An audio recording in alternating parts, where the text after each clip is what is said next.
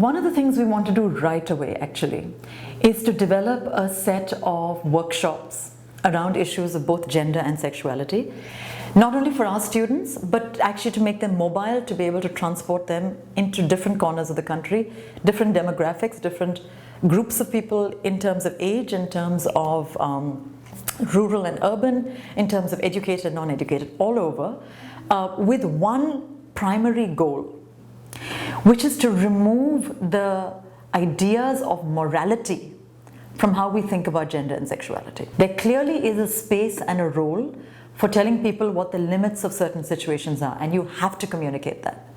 But there is a much bigger role and much more important role to be played to communicate to people the pleasures associated with sexuality, or the pleasures associated with not being too attached to your gender.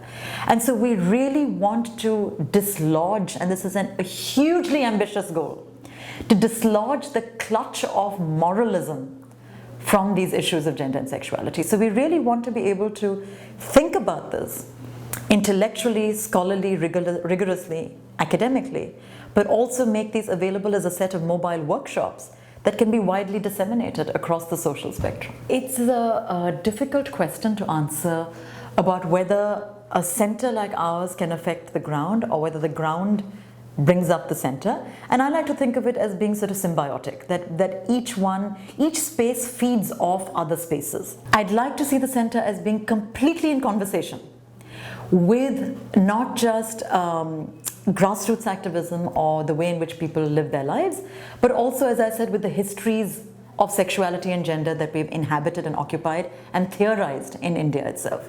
So for instance, as I said, India actually has a deep history of homophilia. We have been extremely tolerant, extremely embracing, extremely excited about multiple sexualities. And we've had that history for thousands of years. And it's only in the space of the last 300 or 400 years, with the import of a certain kind of British morality, that we have become, as I said, stuck in a cycle of being homophobic. So whenever people, for instance, in America often ask me what is the difference between America and India in the study of sexuality, and I always say, and I really will stand by this, that India is deeply homophilic and superficially homophobic, whereas America is deeply homophobic and superficially homophilic, right? So they will now speak the language of rights where everyone should have the same rights, but their history, their sort of religious, puritanical, social traditions militate against multiplicity.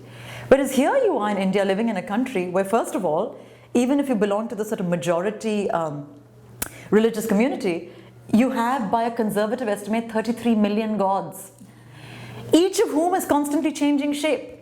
So if you have even a religious pantheon where gods and goddesses are constantly changing shape, you have a comfort with shape-shifting. You have a comfort with occupying multiple positions. And then you have a long, wonderful, erotic, rich Sufi tradition in which the registers of mystical and erotic love are constantly interwoven. And so you're singing both to your beloved and to God at the same time.